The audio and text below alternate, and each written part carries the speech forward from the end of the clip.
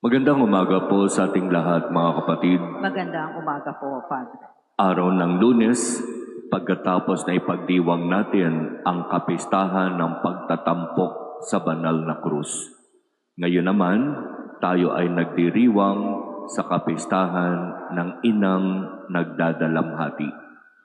Narinig natin mula sa ating ebanghelyo kung papaanong si Maria hanggang sa paanan ng krus ay nanatili kay Jesus.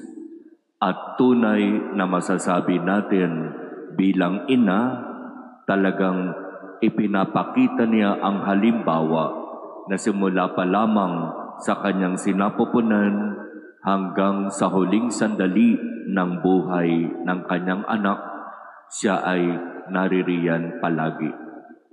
Maaasahan talaga bilang ina si Maria, tunay na mapagkalinga, mapag-alaga, mapagmahal na ina. Kaya sa kapistahan ngayon ng kanyang tinatawag na hapis, magandang pagnilayan sa pagiging ina ni Maria.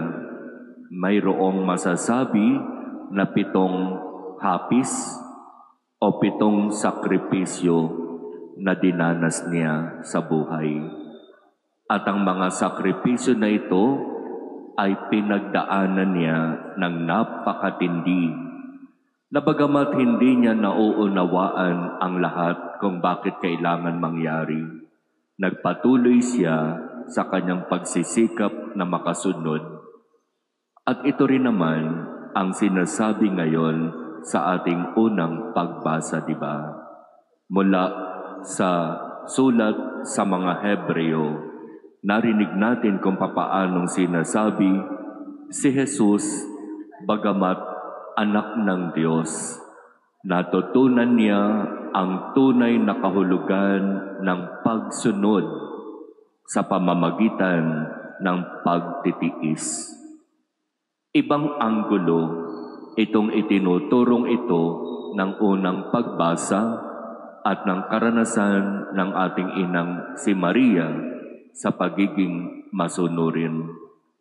Kasi sanay tayo na sumunod kapag madali lang. Sanay tayo na sumunod kapag okay lang naman yung ipinapagawa at naaayon naman sa kung ano yung gusto ko. Sanay tayo na sumunod kapag nangyayari yung kung ano ang inaasahan natin. Pero ayaw nating sumunod kapag hindi na naaayon sa gusto natin ang ipinapagawa sa atin.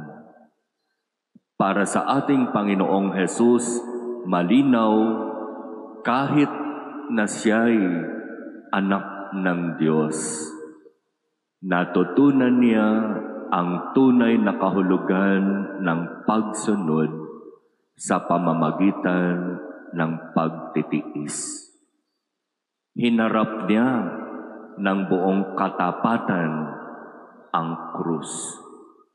Na bagamat bilang tao, sa kanyang pananalangin sa halamanan ng Getsemani, sinabi niya, Ama, kung maaari po sana, alisin mo na lang sa akin itong kalis na ito ng paghihirap.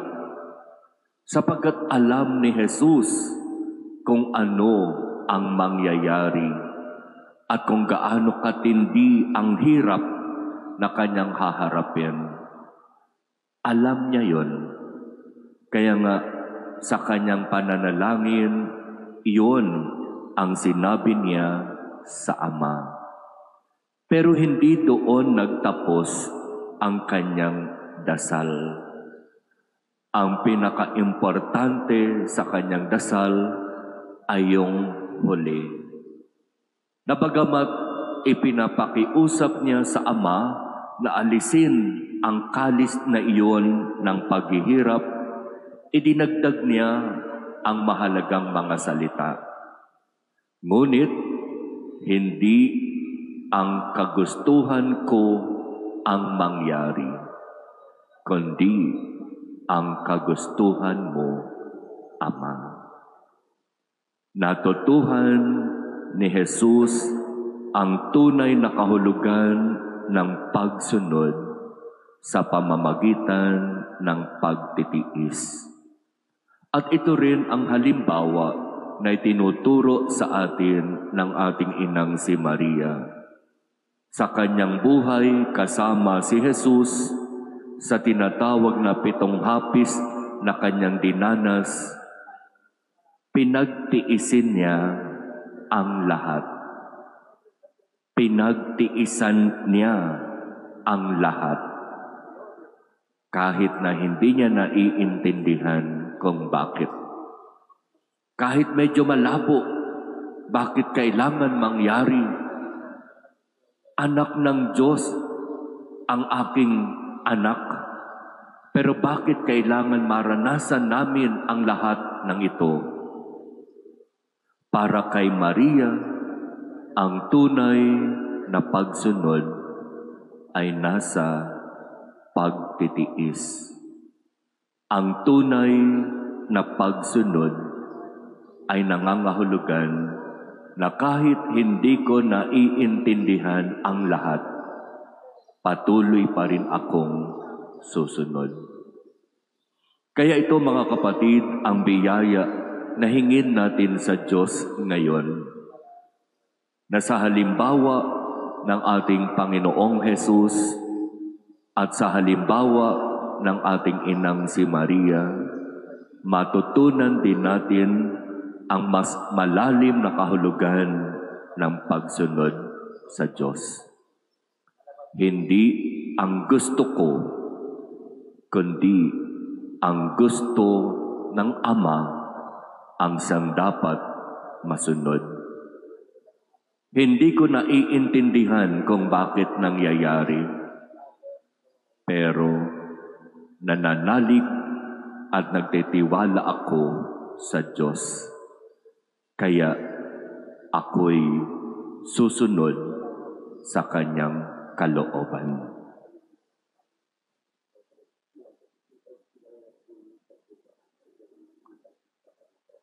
Amen.